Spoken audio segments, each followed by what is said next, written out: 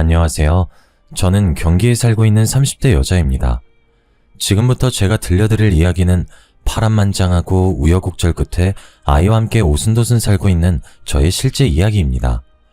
물론 지금은 모든 시련을 이겨내고 행복한 삶을 찾아 살고 있지만 그동안 어찌나 힘들었는지 벌써부터 눈시울이 시큰거립니다.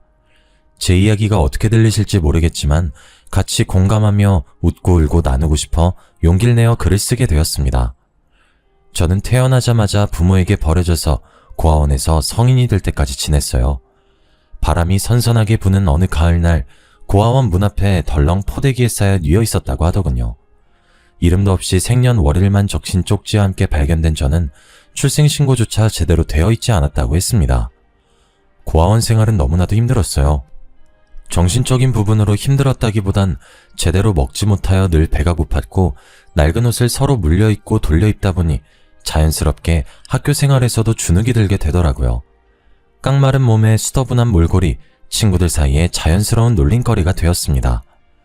중학생이 되어 사춘기가 찾아오자 저의 행색은 더욱이 비난받기 일쑤였고 고아원의 환경상 매일 씻지 못하여 따돌림을 당하게 되었습니다. 아무래도 친구들은 화장도 시작하고 꾸미는 것에 재미를 붙여 너도 나도 유행을 따라가기 일쑤였지만 저는 그럴 형편이 되지 않았기 때문이었습니다. 고아원에 돌아가면 항상 어린 동생들을 돌보아야 했고 시설에 오래 머물 수 없다는 것을 잘 알았기에 일거리를 찾아다녔습니다. 생활력이라도 있어야 먹고 사는데 문제가 없다고 생각했기 때문이었습니다. 공부할 시간이 부족할 정도로 고아원 살림에 보탬이 되려 했고 자연스럽게 성적도 바닥을 기게 되었죠. 그러니 같은 반 친구들은 저를 더욱 만만하게 보게 되었습니다. 중학교 시절이 지나가고 고등학생이 되자 왕따의 형태는 더욱 악랄함을 띄우게 되었어요. 일반적인 놀림이 아닌 괴롭힘이 시작되었죠. 책상과 의자는 늘 복도 밖으로 나가 있기 일쑤였으며 하루하루가 지옥 같았습니다. 선생님과 상담을 해보기도 했으나 네가 좀 씻고 다니면 되지 않겠냐? 라는 상처뿐인 대화만 오갔습니다. 저는 자연스럽게 사람에 대한 공포가 생겼고 성인이 되어서도 대인공포증을 이기지 못했습니다. 고등학교를 어떻게 졸업했는지도 모르게 연말은 바빴습니다. 저는 성인이 되었고 자연스럽게 고아원을 퇴소해야 했기 때문입니다. 고등학교 졸업식은 상상도 하지 못했고 저는 바로 취업이 가능한 일자리를 찾았습니다. 하지만 대인공포증이라는 게 얼마나 무서운 일이던지 사람을 마주하는 일은 문득 찾아오는 호흡곤란과 식은땀, 경련 때문에 오래 일을 할 수 없었습니다. 저는 여러 아르바이트를 했지만 채 한 달을 채우지 못하고 그만둔 일자리들도 수두룩했습니다. 결국 사람의 얼굴을 마주하지 않아도 되는 일을 찾다 보니 콜센터에 취업을 시도했습니다. 콜센터는 통화로만 상담이 이루어지기 때문에 꽤 큰 오픈마켓 회사였으나 취직이 바로 가능했고 업무로 투입되었습니다. 하지만 어리석게도 저는 고객 상담을 우습게 알았기에 그 일이 얼마나 힘든 일인지 알지 못했습니다. 보통 상담 전화를 하게 되면 반품이나 교환 혹은 배송 문의로 전화들을 많이 한다고 생각했는데 전혀 아니었습니다. 오히려 반품, 교환, 배송 문의가 들어오면 기분 좋은 상담을 마칠 수 있을 정도였죠. 콜센터에서 일해보신 적 있으신 분들은 공감해 주시겠지만 다짜고짜 욕부터 하는 고객님들, 안 되는 걸 되게 해달라는 고객님들, 배송이 늦게 온다고 전액 보상은 물론이고 물건도 오늘 내로 가져오라고 소리 지르는 고객님들까지 아주 다양한 고객들을 마주하다 보니 자연스럽게 저도 감정이 피폐해지더라고요. 일상생활에서 전화 받는 일이 기피될 정도였으니 얼마나 감정노동이 심했는지 짐작이나 가실까요? 성인의 사회란 이렇게나 무서운 것이었나? 학생의 울타리 안에서 보호받을 때가 행복했구나 하며 하루하루를 보냈습니다. 그러던 어느 날 엄청난 진상 고객을 만나게 되었습니다. 상담 전화가 연결되자마자 다짜고짜 소리를 지르며 배송 온 물건이 다 파손되었는데 아이 이유식이었다고 어떻게 할 거냐고 소리를 지르더군요. 아이 이유식이라고 하시니 일단 죄송하다고 말씀드리고 이유식을 교환 처리하여 새 제품으로 다시 보내드리겠다고 했습니다. 그러자 고객님께서 지금 당장 상담 전화 받은 네가 가져오라고 소리를 지르며 너 때문에 우리 아이가 굶고 있다고 하시는 겁니다. 사실 배송은 배송팀에서 하는 업무이기 때문에 상담만 받는 저는 교환이나 환불 처리밖에 해드릴 수 없었거든요. 기계적인 답변이 오가자 고객님께서 기분이 나쁘다고 하시면서 배운 것 없이 멍청하게 살았으니 콜센터 직원이나 하고 있지 않냐면서 파손된 제품 때문에 더러워진 복도도 당장 와서 청소하고 가라고 하더군요. 저는 죄송하다고 빌었으나 고객님의 분노는 쉽게 가라앉지 않았고 결국 해당 전화는 상위 부서로 넘어가게 되었습니다. 저는 멘탈이 완전히 깨지고 얼굴을 본 적도 없는 사람에게 모욕적인 언사를 들었다는 충격에 다시금 호흡이 가빠져오고 머리가 어지러워 쓰러질 것 같은 기분이 들었습니다. 10분 쉬겠다고 말씀드리고 자리에서 일어나 건물 밖으로 나가려는데 머리가 핑 돌면서 무게중심이 쏠리더군요. 이대로 넘어지겠다 싶은 순간 저를 잡아준 한 사람이 있었습니다. 괜찮으세요? 정말 감사합니다. 하마터면 크게 다칠 뻔했네요. 괜찮아요. 저를 걱정스럽게 바라보는 눈빛에 슬쩍 볼이 붉어졌습니다. 어디 다친 것도 아니고 다치기 전에 붙잡아주기까지 했는데 처음 보는 사람이 이렇게 나의 안위를 걱정해주다니. 방금 전 통화에서 받은 상처가 조금 옅어지는 기분이 들었습니다. 마침 음료수가 하나 있다며 저에게 캔 음료 하나를 건네준 그 사람과 건물 앞에서 잠시 이야기를 나누었습니다. 기훈 씨는 옆팀에서 근무하고 있는 상담원이라고 하였어요. 워낙 대인공포증이 심했던지라 다른 팀원들과 인사도 제대로 나누어 본 적 없었던 저는 기훈 씨를 처음 봤는데도 기훈 씨는 이미 저를 알고 있었다고 하더군요. 나이도 워낙 어린데다가 일도 꼼꼼하게 처리하는 것 같아서 우리 팀으로 왔으면 좋겠다 하고 생각했다고 하면서요. 저는 태어나서 처음 받아보는 남자의 호의에 금방 빠져들고 말았습니다. 서로 전화번호를 교환하고 퇴근 후 한잔하자는 약속까지 금세 잡았죠. 내일 눈인사를 주고받으며 퇴근 후에 가볍게 산책을 시작으로 술 약속까지 시간을 보냈습니다.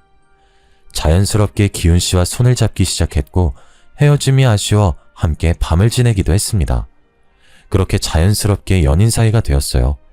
남자친구라는 존재는 생각보다 저에게 매우 큰 존재였습니다. 세상이 달라 보이고 아침에 일어나 출근하는 길이 너무나도 새로웠습니다. 콜센터 진상을 만나도 기분 좋게 웃어넘길 수 있게 해준 존재가 바로 기훈 씨였습니다. 집에 가는 게 아쉬워서 기훈 씨와 함께 저의 작은 월세방에서 지내기 시작했습니다. 아침에 눈을 뜨면 자고 있는 기훈 씨가 보였고 출근 전 아침밥을 차려주는 게 그렇게 행복한 일인지 몰랐습니다. 그 사람이 일주일에 2-3번 집에 갈 땐 아쉬워 밤에 잠을 이루지 못할 때도 많았습니다. 이 사람과 함께라면 평생을 맡길 수 있겠다 싶을 정도로 저를 아껴주고 사랑해 주었죠. 저는 이 사람을 철석같이 믿었습니다. 기훈 씨가 피임을 하지 않아도 그저 그 남자의 사랑한다는 말 한마디에 허락해주곤 했죠. 그렇게 같이 지낸 지 2달이 채 되지 않은 시간이 흘렀을 때 저의 몸에서 이상 신호를 보내더군요. 저는 모든 게 처음이라 그게 무슨 증상인지 몰랐습니다. 약간의 미열과 어지러움, 울렁거림. 저는 감기인 줄 알고 감기약을 먹으며 버티기도 했죠. 그러다 문득 깨달았습니다. 제가 몇 달째 생리가 없다는 사실을요. 사춘기 시절 제대로 먹지 못한 탓에 생리불순이 조금 있긴 했지만 이렇게 3-4개월 동안 생리가 끊어진 적은 없었습니다. 그러고 보니 아랫배가 조금 튀어나온 것 같았고 배꼽 밑으로 길게 선이 올라오는 것이 보였습니다. 저는 놀라서 회사를 조퇴하고 회사 근처에 있는 가장 가까운 산부인과로 달려갔습니다. 임신 테스트기를 해보셨냐는 말에 아니요, 안 해봤는데 임신 같아서요 라고 말을 하고 초조하게 제 이름이 불려지길 기다렸습니다. 피를 뽑고 꽤 오랜 시간 기다리니 진료실에서 제 이름을 부르더군요. 의사 선생님께서 저를 빤히 쳐다보면서 말했습니다. 아직 나이도 어린데 결혼은 아직 안 했죠? 라고요. 저는 고개를 끄덕였습니다. 의사 선생님께서 작은 숨을 포옥 뱉으시고는 계획이 있었던 임신이냐고 묻길래 저는 고개를 푹 숙였습니다. 왠지 축복받지 못한 생명을 품은 기분이 들었기 때문입니다. 저는 임신 5개월 후기에 접어든 중기 임산부였습니다. 정말 둔했던 탓에 그리고 워낙 말랐던 탓에 배가 나온 것도 두드러지지 않았고 병원에서도 아기가 주수에 비해 매우 작다고 했습니다. 이미 주수가 24주에 가까워지고 있어 중절수술도 힘들다고 했습니다. 나이가 고작 20살밖에 되지 않았기 때문에 불법으로 시행하는 곳을 가면 수술을 할 수 있을지 모른다고 했지만 이 정도 주수가 되었으면 출산이나 다름없다고 했습니다. 아이 아빠는 알고 있느냐 물으시길래 고개를 절레절레 저었습니다. 일단 상의하고 오는 게 맞는 것 같다고 하시며 저에게 수술을 하려면 지방에 있는 병원을 찾아가야 된다고 하셨어요. 저는 일단 의사 선생님의 말씀대로 그날 저녁 기훈 씨가 집으로 돌아왔을 때 말을 했습니다. 기훈 씨, 나 할 말이 있는데 오늘 조퇴하고 병원에 갔다더니 몸은 괜찮아? 어디 아픈 거야? 쉬어야 하지 않겠어? 나 사실 임신했대요. 이거 우리 애기 초음파 사진이야. 벌써 23주나 됐다네? 임신을 했다고? 기훈 씨의 표정이 오묘하게 바뀌는 것을 보고 저는 일이 단단히 틀어졌다는 생각이 들었습니다. 사귀는 동안 단 한 번도 보지 못했던 화를 꾹 참는 듯한 차가운 얼굴을 보았거든요. 임신한 게 무슨 잘못인가 싶어 기훈 씨의 눈치를 봤지만 그 다음 그가 뱉은 말은 충격적이었습니다. 내 아이가 맞아? 확실해? 뭔가 착각한 거 아니야? 그게 무슨 소리야. 그럼 기훈 씨 말고 또 누가 있어요? 지금 나를 의심하는 거예요? 당연히 난 당신이 피임을 하고 있다고 생각했어. 피임을 안 한 건 나 혼자만이 아니라 기훈 씨도. 당연히 남자는 피임하는 게 번거롭지. 당신이 알아서 잘 챙겼어야 하는 부분 아니야? 그럼 우리 아이는 어떻게 하라는 소리예요? 지금 지우라는 뜻인 거야? 당연히 지워야지. 누구 발목을 잡으려고. 내가 당신이랑 결혼이라도 할 줄 알았어? 저는 정말 한 대 얻어맞은 듯한 충격이 휩싸였습니다. 물리적인 폭력만 없었지 이미 마음도 몸도 만신창이었죠. 그는 저에게 욕을 뱉기도 했고 식탁 의자를 발로 차기도 했습니다. 당장 지우러 가. 나 내년에 결혼할 여자 따로 있어. 다른 여자가 있다니 그건 또 무슨 소리예요? 나 지금 기훈 씨가 하는 말이 무슨 말인지 이해가 안 돼요. 설마 당신 바보야? 멍청한 당신은 그냥 심심풀이 땅콩이었단 소리야. 당신이 아이 지우지 않는다면 난 당신에게 돈 한 푼도 쥐어줄 수 없으니까 알아서 해. 그리고 두 번 다신 연락도 하지 말고. 진료 받는데 이미 주스를 넘겨서 애를 지울 수 없다고 했다고요. 그건 당신 사정이지. 출산을 해서 애를 버리든 아니면 어떻게든 낙태를 해. 회사도 그만둘 거니까 그런 줄 알아. 그렇게 문을 박차고 나간 기훈 씨는 정말 두 번 다신 그 문 안으로 들어오지 않았습니다. 저는 며칠 휴가를 내고 낙태를 할 수 있는 병원을 찾아다녔으나 이미 아이가 너무 커버렸고 낙태를 하기엔 위험이 크다고 거절만 당했지요. 며칠을 쉬고 돌아간 회사에 기훈 씨는 없었습니다. 전화도 받지 않더군요. 문자도 수백 통 남겨보고 전화도 걸어보았지만 일주일 후 그 번호는 없는 번호란 메시지가 뜰 뿐이었습니다. 임신 사실을 안 후 배가 티나게 불러오고 살도 꽤 붓기 시작했습니다. 저는 어쩔 수 없이 회사에 사표를 내고 월세방을 정리한 후 얼마 없는 돈으로 미혼모 센터에 입소하게 되었습니다. 생각보다 저만큼 힘들게 임신을 하고 출산을 강행하는 여성분들이 많더군요. 저는 그곳에서 마음의 안정을 찾기 위해 노력했습니다. 그렇게 아이는 40주를 꼬박 채운 어느 날 우렁찬 울음소리와 함께 태어났어요. 제가 버려졌듯 아이를 두고 나쁜 생각도 여러 번 했지만 작고 소중한 아이가 살겠다고 우는 모습을 보니 차마 발걸음이 떨어지지 않더군요. 저는 그렇게 아이를 키우겠다고 결심했고 몸조리도 제대로 하지 못한 채 일자리를 찾아 나섰습니다. 그래도 나라의 복지가 참 좋다 싶었던 게 출산했다고 출산지원금과 양육수당이라는 게 지원되더라고요. 그리고 미혼모라는 이유로 어린이집 대기도 1순위로 선정되기도 하고요. 정말 운이 좋게도 아이가 8개월이 지났을 무렵 미혼모 시설 퇴소와 함께 어린이집에 자리가 나서 아이를 보낼 수 있게 되었습니다. 어린이집에 종일 아이를 맡기고 저는 일단 닥치는 대로 자별부터 시작했습니다. 처음에는 상가 근처에서 음식을 배달하는 일부터 시작했습니다. 상가 특성상 점심시간에 백반을 배달시켜 먹는 경우가 많았고 저는 설거지를 하면서 배달 일도 함께하여 시급도 꽤 많이 받을 수 있었습니다. 그렇게 푼돈을 한두 푼 모으면서 눈여겨본 옷들을 하나둘 사모으기 시작했습니다. 처음에는 도매로 떼어온 옷들을 중고물품 파는 곳에 한두 개씩 팔기 시작했는데 반응이 꽤 괜찮더라고요. 그래서 SNS를 이용한 옷 장사를 시작했습니다. 판매 건수가 처음에는 한두 건으로 시작해서 10건, 20건, 100건이 넘어가자 세금 문제도 걸리고 현금 영수증을 요구하는 사람들이 늘어나 저는 본격적으로 창업 준비를 시작했습니다. 아직 20대 초반인 나이라 힘도 팔팔했고 의욕도 넘쳤습니다. 쇼핑몰을 창업하기까지 꽤 큰 돈이 들어갔지만 아이와 살고 있는 반지하 월세방을 창고처럼 이용하며 물품을 팔기 시작했습니다. 그래도 그동안 어깨 너머로 보았던 옷들이 큰 도움이 되더군요. 역시 꾸준함과 성실함은 배신하지 않는 걸까요? 2년 정도 지나니 저는 정말 잘 나가는 쇼핑몰 사장님이 되어 있더라고요. 반지하 월세방, 그 쿰쿰한 곳에서 옷을 쌓아두고 시작했던 저는 커다란 창으로 햇살이 비추는 아파트 고층으로 이사를 하였고 저희 사무실 또한 따로 크게 자리를 잡았습니다.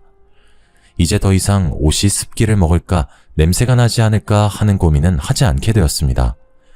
직원도 없이 혼자 발품부터 배송까지 전부 도맡아 했던 제가 디자인팀, 배송팀, 관리팀, 직원을 여럿 두고 일하는 사장님이 되었습니다. 그러던 어느 날 저의 성공일기를 취재하고 싶다는 여성 잡지 에디터님의 요청이 있었고 저는 기꺼이 그 인터뷰에 응했습니다.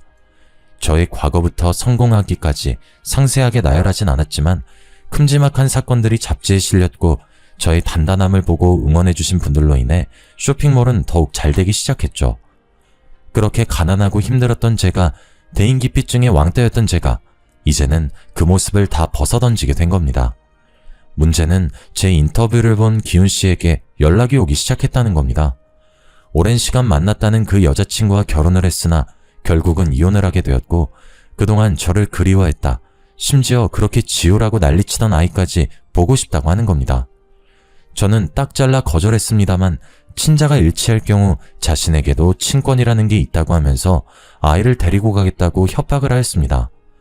저는 친자검사에 동의하지 않았지만 법적으로 제재할 수 있는 부분이 아니기에 어쩔 수 없이 친자검사를 시행하게 되었고 아니나 다를까 기훈 씨의 친자 일치로 결과지를 받아보게 되었습니다. 기훈 씨는 더욱 비열하게 아이를 내놓아라, 여태 너랑 살았으니 이제 나랑 살아야겠다 하며 뻔뻔하게 양육비를 지급하라 하였습니다. 저는 기훈 씨 없이 아이를 낳고 몇 년 동안 혼자 전전긍긍하여 아이를 키웠는데 그간의 보상 하나 받지 못하고 친자가 일치한다는 이유로 이런 요구를 하는 것은 말도 안 된다 하였지만 기훈 씨는 콧방귀를 끼며 친권소송을 걸겠다고 하더군요. 어디 할 테면 해보라고 했습니다. 저는 당당했으니까요.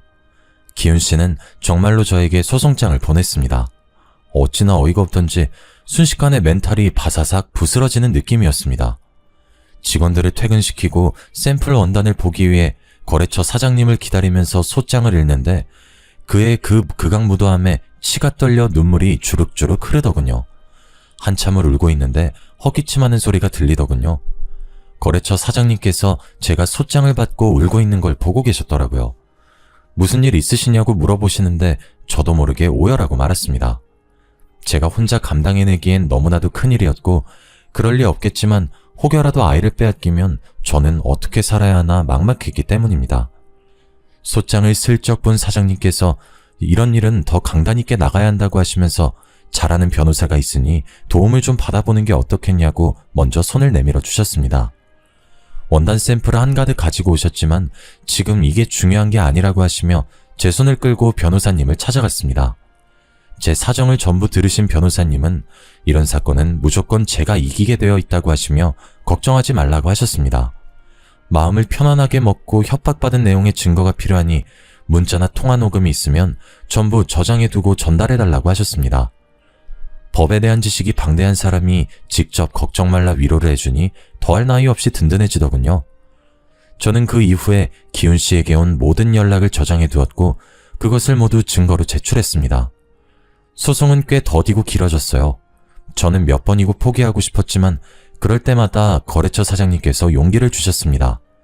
이런 일로 무너지면 아이도 뺏기고 일도 손 놓게 된다고 하시며 여기서 꼭 버텨야 한다고 하셨습니다. 제가 혹여나 나쁜 생각을 가지기라도 할까봐 만사 제쳐두고 제 옆에서 저를 묵묵히 지켜봐 주시더라고요. 사장님은 저보다 나이가 꽤 많았지만 그 부분이 더 의지되기도 했습니다. 어린 저와 다르게 세상의 이치를 많이 알고 계신 것 같았거든요. 제가 우울해할 때마다 맛집을 찾아서 데려가 주기도 하고 사무실 안에만 콕 틀어박혀 있을 땐 바람 쐬자며 드라이브도 시켜주시고 우린 그렇게 오랜 시간을 함께 했습니다. 소송이 1년쯤 안 되었을 때 마무리가 되었는데 그때까지 매일 저에게 안부를 묻고 저를 기다려준 사장님께 저도 모르게 마음이 쏟아지더라고요.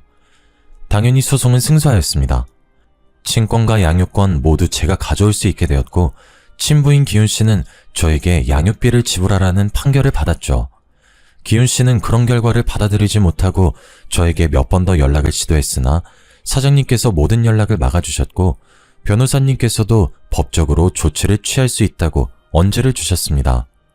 기훈 씨는 예상치 못한 반격에 양육비는커녕 1원 한 푼 주지 않고 그대로 연락을 끊고 잠수를 타더라고요.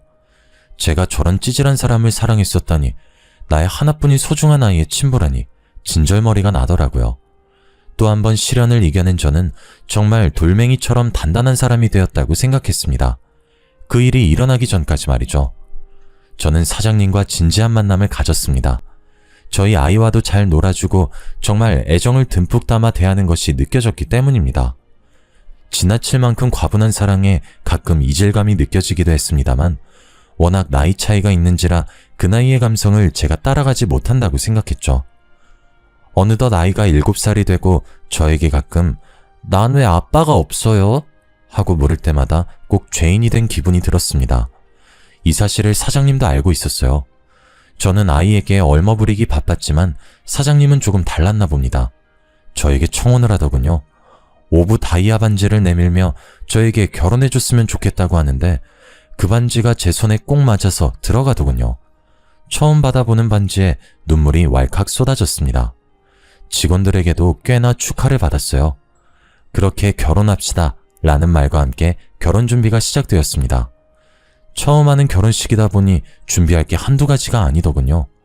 얼른 시댁 어르신께 인사를 드리는 게 먼저여서 잔뜩 긴장을 한 채 인사를 드리러 갔습니다. 아니나 다를까 과묵하신 시부는 눈빛에서 저를 탐탁지 않아 하는 것이 느껴졌고 시모는 대놓고 말씀하시더군요.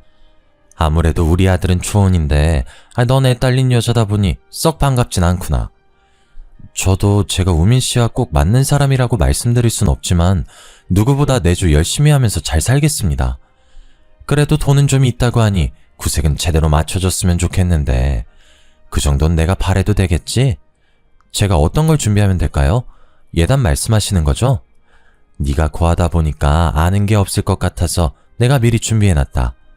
지민아, 그 목록 적은 종이 좀 들고 오렴. 그래, 예비 올게. 이건 엄마가 적은 목록이고 내가 원하는 건 따로 톡으로 보내놓을게. 시댁의 말투나 행동에 너무나도 상처를 받았지만 제가 미혼모의 입장으로 살아왔던지라 대꾸할 말이 없더군요. 처음부터 이런 상황을 인지하지 못했던 부분도 아니었기에 꾹 참고 넘어갔습니다. 시댁에서 받아온 예단 목록을 집에 와서 펼쳐보니 가관이었습니다.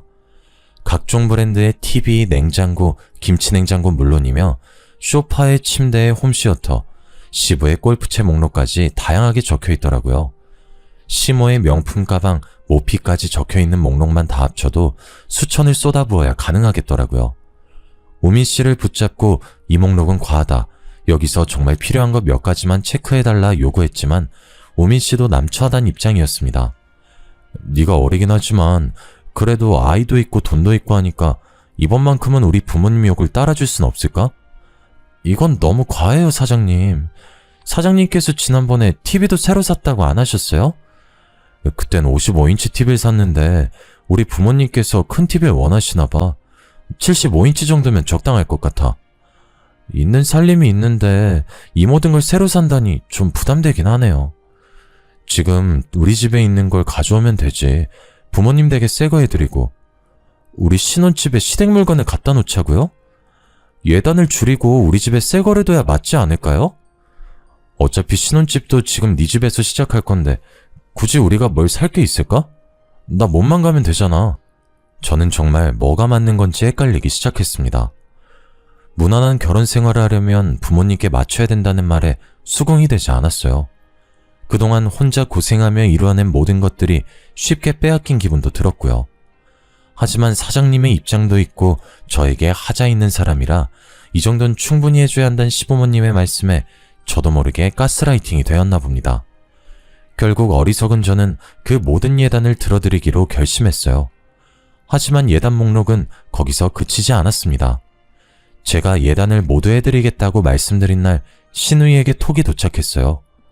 옳게, 내가 그때 말했던 필요한 목록 보내놓을게. 명품 가방 2개, 명품 구두 3개, 명품 브랜드 정장 2벌, 원피스 1벌, 코트 1벌, 그리고 나 돈이 좀 필요해서 그러니까 1,000만 원만 줘. 내가 지금 취업을 좀 해야 할 것 같은데 올케 쇼핑몰 엄청 크더라? 거기에다 한 자리 꽂아주면 좋겠는데. 뭐 일거리 최대한 없는 쪽으로. 월급은 두둑하게. 알지? 원래 가족들은 다 그렇게 꽂아주고 하는 거야. 기다릴게. 저는 톡을 받고 경악을 금치 못했습니다. 명품 가방, 구두, 의류에 현금 1,000만 원이라니. 저도 손이 떨려 사지 못한 것들입니다. 너무나도 당당하게 요구하기에 저도 당연하게 거절하였습니다. 지금 말씀하신 부분은 너무 과한 것 같아요. 이미 어머님 예단 목록으로도 충분하다고 생각됩니다.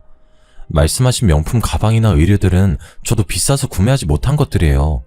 그리고 쇼핑몰 일자리는 제가 생각해 보겠습니다. 일거리 최대한 없는 자리는 없지만 노력해 볼게요. 어머, 올케? 올케 내가 무섭지도 않은가 봐? 내가 여기서 어깃장 놓으면 결혼 무르게 될걸? 내가 억 단위를 요구한 것도 아니고 고작 1,000만 원의 가방옷 몇 개잖아. 그거 다 해야 3,000만 원도 안 될 건데. 올케네 쇼핑몰 그 정도는 벌지 않아? 잡지엔 뭐 매출이 몇십억대라고 하던데. 매출이라는 건 순이익을 말하는 게 아니라서요. 직원들 월급에 상품 사입에 관리까지 하려면 남는 게 많진 않아요. 그건 내가 알 바 아니니까 내 말 무시하지 말고 꼭 준비해줬으면 좋겠어. 백화점 갈 때 같이 가고. 답장 안 할게. 저도 모르게 한숨을 푹 쉬었습니다. 직원들 중 하나가 사장님 프로포즈 받고 얼굴에 수심이 깊어지는 것 같다고 하며 걱정까지 하더군요. 직원들의 사기를 꺾는 것 같아 오히려 미안한 마음이 들었습니다. 다 같이 잘해보자 커피 한 잔씩 돌리고 걱정하지 말라고 당부하며 우민 씨에게 전화를 걸었습니다. 우민 씨, 신우이한테 연락이 왔는데 나한테 명품 브랜드 가방이랑 옷 몇 개, 그리고 현금으로 1,000만 원을 달라고 하더라고요. 얘기 들었어. 일단 내가 지금 좀 바쁘니까 나중에 연락할게. 우민 씨는 예단 목록에 대한 이야기가 나오면 자리를 피하기 일쑤였습니다. 아무래도 가운데서 이러지도 못하고 저러지도 못해 답답하겠죠. 저는 오히려 저런 우유부단한 사람을 더 믿고 의지해야 하나 싶기도 했습니다.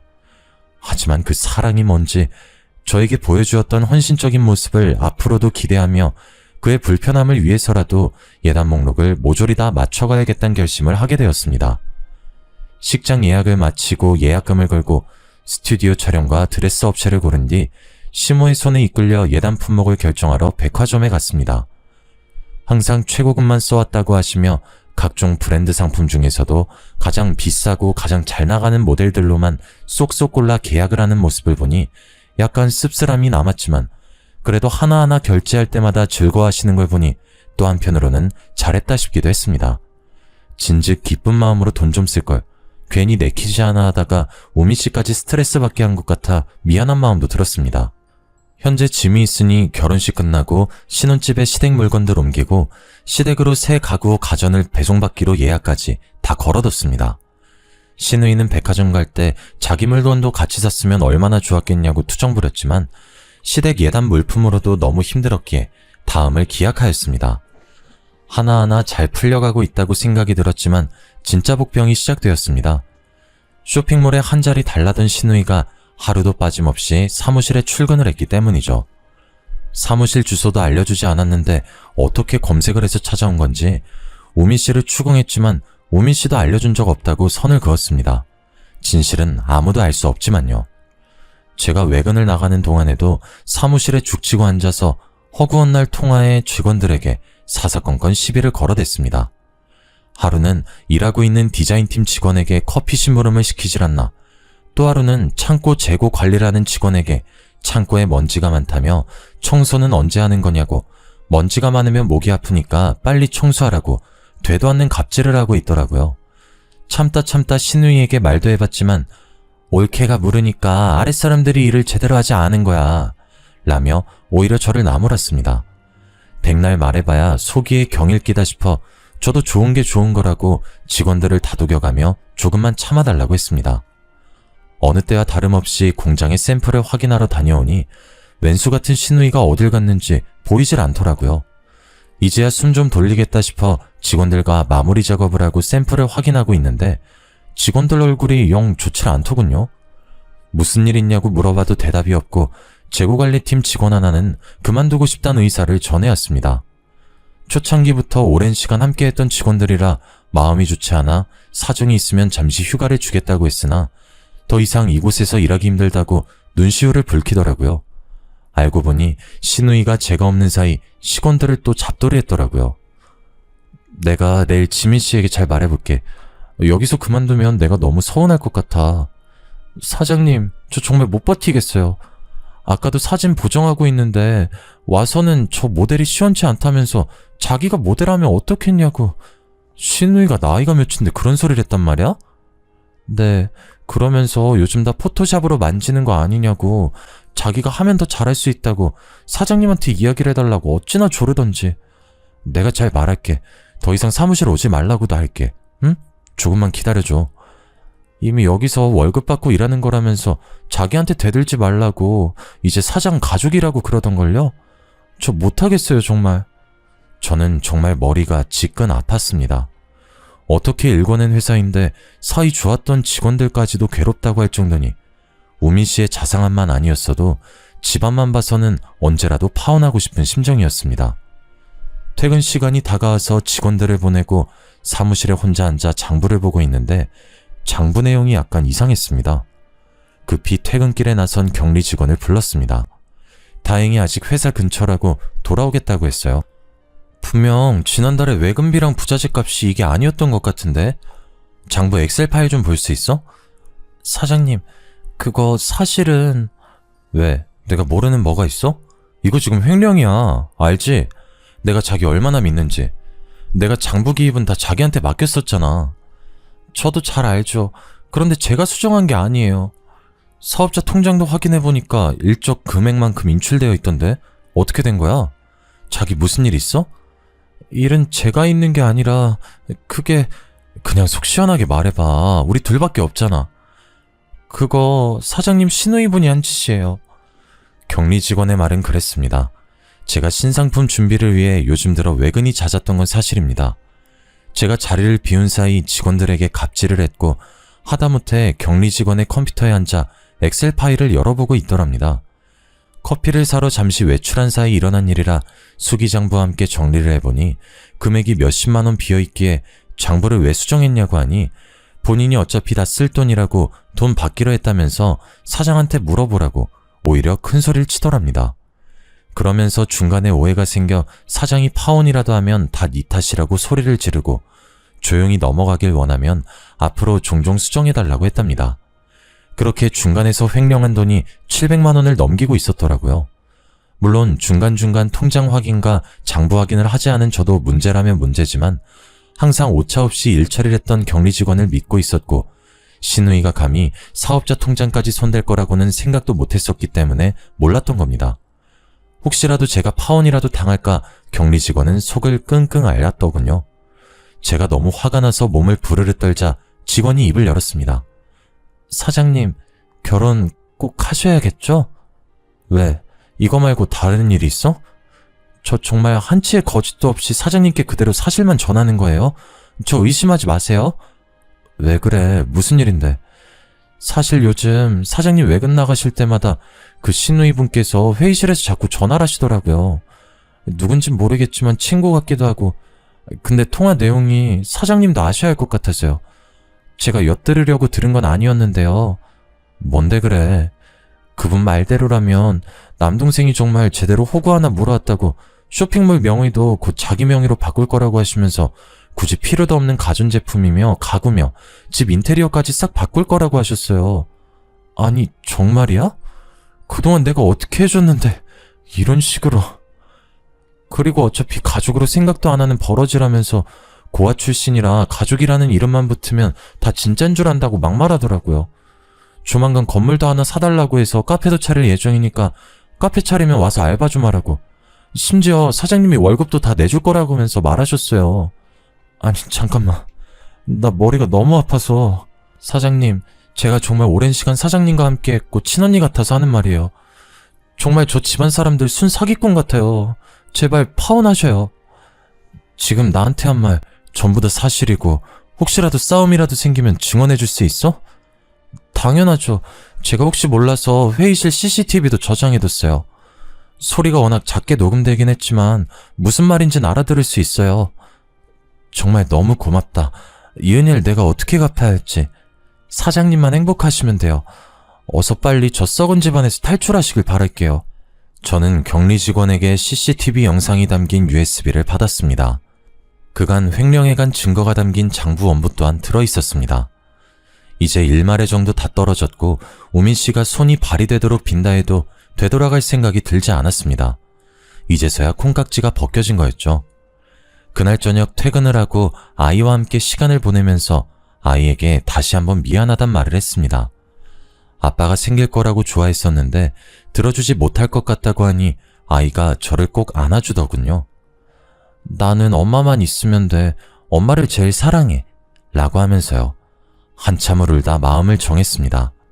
저는 그날 주말 시댁과의 식사 자리까지 기다렸습니다. 한 번에 터뜨리는 편이 좋을 것 같았어요. 주말이 오기 전 백화점에 들러 예약해두었던 가구와 가전을 모두 취소했습니다. 가전제품은 아직 상품을 받지 않아 전액 환불이 가능했고 가구 상품 중 일부는 주문 제작 상품이라 예약금을 날리긴 했지만 모두 취소하고 나니 마음이 편안했습니다. 그 후엔 웨딩 플래너에게 위약금을 주고 스튜디오와 드레스 메이크업, 식장 모두 취소했습니다. 그 정도 금액은 아깝지도 않더라고요. 다행히 백화점에서도 웨딩 플래너도 우민 씨에겐 따로 연락하지 않은 것 같았습니다. 아무렇지 않게 주말에 소고기를 먹자고 우리 부모님 몸보신 좀 하셔야겠다고 괜찮은 강남에 고깃집 예약을 해놓으라고 연락이 왔더군요. 경기도에서 강남 가려면 꽤 먼 거리인데 데이트할 땐 한 번도 안 가던 동네를 자기 부모님 몸보심해야 한다고 가자고 하니 화가 나더라고요. 이래서 콩깍지라는 게 무서운 건가 하는 생각도 들었습니다. 하지만 마지막 만남이니 최후의 만찬을 프라이빗하고 비싼 곳에서 보내도 괜찮겠다 싶었습니다. 어차피 제가 계산할 마음은 하나도 없었거든요. 주말 저녁에 시부모와 시누이, 우민씨, 그리고 저 이렇게 5명이 만나 식사를 했습니다. 1인분에 10만원에 달하는 고기를 어찌나 추가하던지 돈 100만원 넘게 나올 텐데 속 깨나 쓰리겠다 싶었어요. 배가 불러오자 시모가 이야기를 꺼내더라고요. 예, 내가 이 동네에 좋은 자리를 하나 받았는데. 어떤 자리요? 에휴, 답답해라. 고아라서 그런가 말귀를 척척 알아듣질 못해. 무슨 자리겠어? 부동산이지. 직원이 전해주었던 카페 이야기를 하더라고요. 아무튼 값이 좀 나가긴 하지만 너야 능력 되잖니? 우리도 노후 좀 즐기고 싶고 우리 명의로 카페 내서 직원 쓰면서 관리나 하고 싶어서 말이야. 그래서요? 뭐가 그래서요야? 네가 돈 좀 내라 이거지.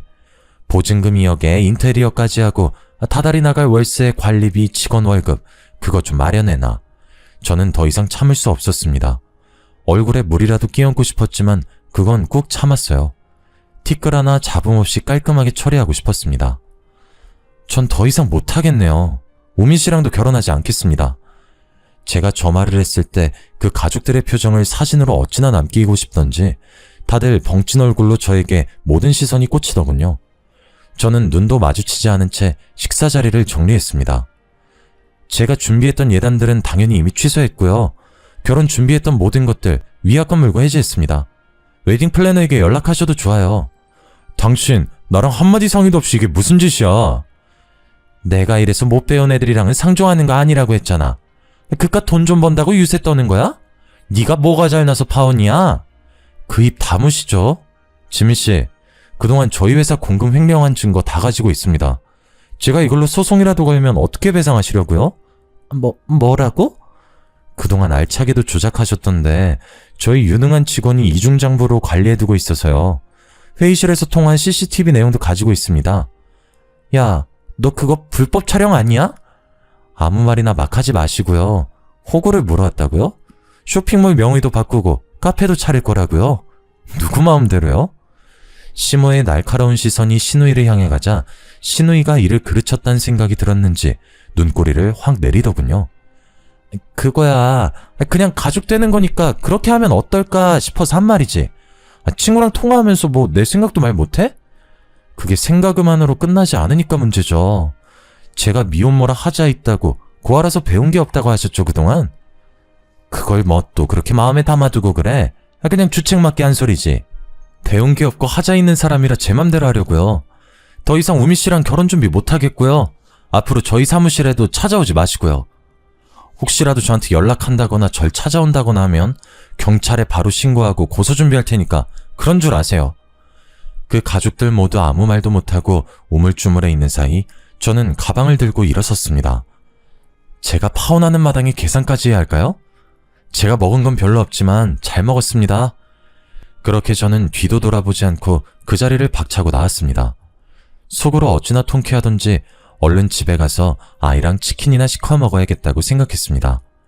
집에 도착해서 치킨을 주문하고 아이랑 같이 기다리고 있는데 벨이 띵동 울리더군요. 치킨인 줄 알고 문을 열었더니 우민 씨가 있었습니다. 분명 찾아오지 말라고 경고했는데 우민 씨는 이 상황이 도리어 화가 나는지 저에게 다짜고짜 소리를 지르더군요. 저도 지지 않고 맞서 싸웠습니다.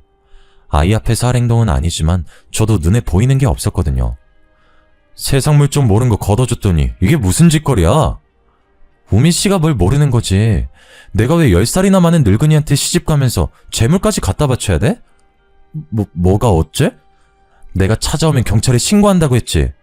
찾아오지 마. 너만 신고하는 게 아니라 니네 누나도 횡령죄로 깜빵살이 시킬 거니까. 알았어? 이게 오냐오냐 하니까 누가 누굴 오냐오냐 해. 당신이 나 호구라고 하고 다닌 거, 돈 때문에 나한테 들러붙은 거 이미 다 알고 있어. 사기 결혼으로 모든 위약금부터 스토킹 신고까지 당하고 싶지 않으면 당장 꺼져. 저는 그대로 문을 쾅 닫았습니다. 두어 번 벨을 더 누르는 소리가 들리고 문을 쾅쾅 두드리는 소리까지 났지만 제가 받아주지 않으니 집으로 돌아간 것 같았습니다. 다음날 출근을 하여 직원들에게 그동안 있었던 일에 대해 솔직하게 말하고 진심으로 사과했습니다. 그만두겠다는 직원은 엉엉 울면서 좋지 않은 소식이면서도 너무 좋은 소식이라고, 그 나쁜 인간들 천벌받을 거라고 그러더라고요. 격리 직원은 아침부터 편의점에 가서 혹시 찾아올지도 모르니까 다 같이 소금이나 뿌리자고 소금 한 봉지를 사왔더라고요. 2번 다시 찾아오지 말라고 했으니 그걸 쓸 일은 없을 거다 했는데 점심시간이 지나자 우민 씨와 신우이가 정말 찾아온 게 아니겠어요? 당장 꺼지라고 소리 지르고 직원들은 경찰에 신고하겠다고 엄포를 놓고 대치하는 상황에서 정말로 격리 직원이 소금을 푹 찢어버리더라고요. 신우이와 우민 씨 얼굴에 정면으로 소금을 확 뿌리면서 사기죄랑 횡령죄가 얼마나 무서운 건지 아냐고 당신네들 당장 변호사 알아보라고 했어요. 정말 사이다 한 캔을 원샷한 기분이었습니다. 소금을 탈탈 털어내며 고소당할 게 정말 무서웠는지 모두 묻어주면 2번 다시 찾아오지 않겠다고 약속하더라고요. 변호사 공증이 필요하면 공증까지 받겠다. 대신 CCTV 영상과 장부 기록은 지워달라고 하길래 평생 나타나지 않으면 그 일이 밝혀지지 않을 거다라고 서로 합의했습니다. 그 일이 생긴 뒤로 저는 남자라면 아주 치를 떨었습니다. 근 몇 년 동안은 일에만 매달렸던 것 같아요. 직원들과는 더욱 돈독해졌고 제 나이는 30을 넘겼습니다. 체력적으로 힘이 붙이는 것 같아 배드민턴이라도 쳐볼까 하는 마음에 동네 동호회에 가입을 했고 매일 퇴근하고 오후에 배드민턴을 치곤 했습니다. 동호회에 속한 사람은 대략 30여 명이었는데 알고 보니 동호회 전통이 한 달에 한두 번 주말에 봉사활동을 가는 거였어요. 저는 아이와 시간을 보낼 겸 몇 번 거절했지만 수차례 거절했던 터라 더는 민망해서 안 되겠다 싶어 주말 봉사활동에 참가하겠다고 했습니다. 단톡방으로 봉사활동 주소를 받았는데 어딘가 기억에 있는 주소였습니다. 핸드폰으로 검색해보니 우연의 일치인지 제가 어린 시절을 보냈던 그 보육원 주소였어요. 정말 사느라 바빠 까마득히 잊고 있었는데 마음 한켠이 뜨겁게 울컥거리더군요. 주말 아침 일찍 보육원으로 가니 정말 예전 모습 그대로더라고요. 낡은 시설에 꾀지지한 아이들의 모습까지도요. 유년 시절을 보내며 힘들었던 기억이 솟구치고 옷을 돌려 입고 제대로 씻지도 못하고 먹지도 못했던 그때가 떠올랐어요. 저는 원장 선생님과 진득한 이야기를 나누었고 그곳을 정기적으로 후원하기로 했습니다. 사춘기가 지난 아이들의 옷도 정기적으로 기부하겠다고 했고요. 적어도 보육원에서 자랐다고 무시받고 멸시받는 일은 더 이상 없었으면 하는 마음에서 시작한 일이었습니다. 이런 제 모습을 지켜보던 동호회 회원님 한 분이 저에게 엄지손가락을 척 올리더라고요. 쉽지 않은 결정이었을 텐데 후원까지 하는 모습이 참 멋지다고요. 저에게 존경이란 단어를 쓰더라고요. 조금 쑥스러웠지만 그분에게 저의 이야기를 해주었습니다. 저는 보육원에서 자랐고 그로 인해 힘든 학창시절과 사춘기를 겪었다고요. 더 이상 저와 같이 마음이 아픈 아이들이 없었으면 하는 마음이 든다고 덧붙였습니다. 그러자 그분도 아주 놀라며 저에게 말하더라고요. 지금 봉사활동을 온 인곳은 아니지만 본인도 보육원 출신이라고, 저의 말에 충분히 공감이 간다고 하며 보육원 출신이란 이유로 무시받았고 결혼도 번번이 무산되었다고 했습니다. 저희는 그때 처음 서로의 눈을 마주보게 되었습니다. 말로 뱉지 않아도 느껴지는 그런 통함이 있었다고나 할까요? 제 이야기가 너무 길었던 것 같아요. 그동안 겪었던 드라마 같은 이야기를 글로 풀어내려니 조금 장황하게 설명되기도 한 것 같네요. 마지막 이야기를 조금 궁금해하실 것 같아 살짝 더 풀어보자면, 그분과 저는 그렇게 한 달에 한 번 꼭 같이 봉사활동을 다녔고 차근차근 서로를 알아가고 이야기를 써내려갔습니다. 아픔을 공감하고 보듬어주고 헌신적으로 사랑을 주고 물질적인 걸 요구하는 사이가 아닌 서로를 둥글게 안아주는 존재로 발전했습니다. 그렇게 취미와 봉사를 함께하는 시간 동안 인간적인 모습을 보았고 끌렸답니다. 저 프로포즈 받았어요, 그분에게. 그래서 곧 결혼합니다. 서로 주고받을 시댁 친정도 없고 나의 아이를 마음으로 품어준 그 사람과 미래를 함께 멋지게 그려보려고 합니다. 시련을 겪고 아픔을 딛고 일어나서 내 삶을 찾다 보니 결국 이렇게 운명의 반쪽을 만나게 되네요. 우리 모두 지금의 아픔을 잘 이겨내어 행복한 삶을 살았으면 좋겠습니다. 긴 글 읽어주셔서 감사합니다.